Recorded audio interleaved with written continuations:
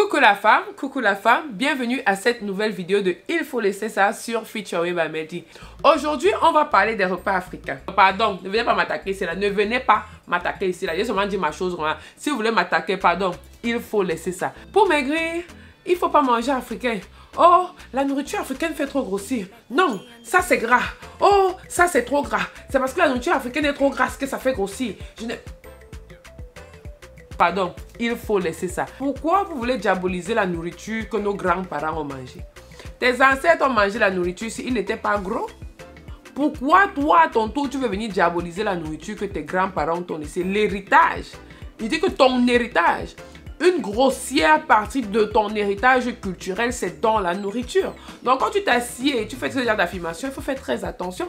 Parce que ça renvoie une très mauvaise image. Comme il y avait cette histoire de l'huile de palme qui n'était pas bonne et tout, machin et tout, nanana. Excuse me, mes grands-parents ont mangé cette huile pendant des années et des années et des années. Ce n'est pas pour autant qu'ils sont morts à 10 ans. Ils sont morts dans les 90 ans, dans les 86 ans, dans les 95 ans et ainsi de suite. Donc, le problème, comme je le dis très souvent, ce n'est pas la nourriture. Le problème n'est jamais la nourriture. Est-ce que la nourriture nous parle? Ça ne nous parle pas. Mais le problème, ce sont nos habitudes. C'est comment on utilise la nourriture là pour se satisfaire ou pour ne pas se satisfaire ou pour déranger. C'est ça qui est le problème. C'est pas la nourriture africaine le problème. Pardon, il faut laisser ça. Maintenant, pourquoi certaines personnes vont dire que la nourriture africaine fait grossir? Ou la nourriture, moi je suis Camerounais, je suis du Cameroun. Et d'ailleurs, dis-moi de quel pays tu es et si je peux me dire de quelle tribu. Hein? Si vous voulez savoir ma tribu, je vais vous la dire dans le partout. Mais devinez la tribu du Cameroun dont je suis originaire. C'est ce qu'on dit. Ouais, je pense.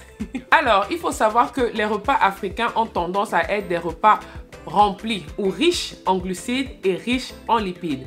Quand on dit glucides, les glucides c'est quoi? Quand on dit lipides, lipides c'est quoi? On va faire simple. Moi, j'appelle glucides de manière générale, ce sont les féculents. Et j'appelle les lipides de manière générale encore, c'est la graisse.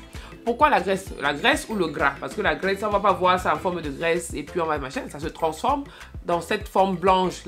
Notre forme de graisse qu'on a dans la tête, c'est la forme blanche. Mais dans nos plats, ça ressemble à autre chose. Donc tout ce qui est huile, huile de palme, tout ce qui est noix de palme, vous voyez, tout ce qui est arachide et ainsi de suite. Donc quand on prend un plat comme le héros, c'est bien sûr, ce sont des légumes, des feuilles. Mais on prépare ça avec quoi? Je pense que le héros se prépare avec de l'huile rouge. Et comme nous sommes champions, on veut que... Ma mère aimait souvent dire que non, il faut mettre l'huile pour que la marmite brille. Regarde, on mange la brillance là. La brillance là coûte des vies. La brillance là coûte la santé. Donc, on va remplir de l'huile. Et après, maintenant, qu'on va manger le héros, on va manger avec quoi? On va manger avec le watafoufou qui est du manioc fermenté, pilé, machin et tout et tout et tout. Et comme on va pas manger on va manger tout un bras de watafoufou ou le tapioca. Le tapioca, c'est encore quoi? C'est le manioc. Et si c'est le tapioca jaune là, ça a encore été séché avec quoi? Avec l'huile. Si je prends un plat comme le taro, taro féculent, la sauce du taro c'est quoi? Vous me répondez. Si je prends un plat comme le sanga c'est quoi? C'est quelques petits légumes avec beaucoup de maïs. Le maïs, si vous faites très attention, le maïs se présente comme un légume.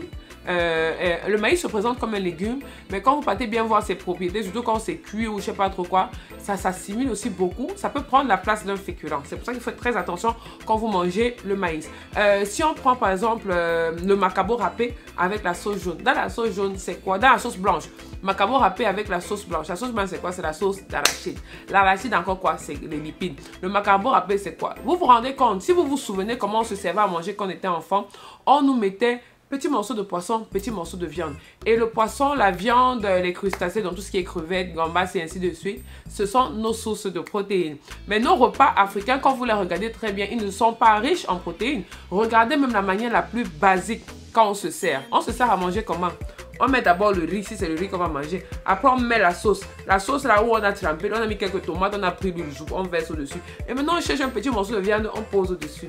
Toi-même, quand tu fais le rapport de la quantité de riz, de la quantité de sauce et la quantité de poisson ou de viande qui est dans ton plat, tu te rends compte que la viande qui est la source de protéines occupe une très petite place dans ton repas. Maintenant, si vous y connaissez en régime ou en technique d'alimentation saine et équilibrée pour perdre du poids, on dit que les protéines, donc tout ce qui est poisson, tout ce qui est viande, tout ce qui est crustacé, les sources de protéines aident à la sensation de satiété. Donc, ce qui veut dire que quand tu manges tout ce qui est poisson, viande et ainsi de suite, tu as l'impression d'être plein. En fait, ça te remplit. C'est même pas une impression. Souvenez-vous, je dis de manière très inconsciente, il y a des choses qu'on faisait comme ça.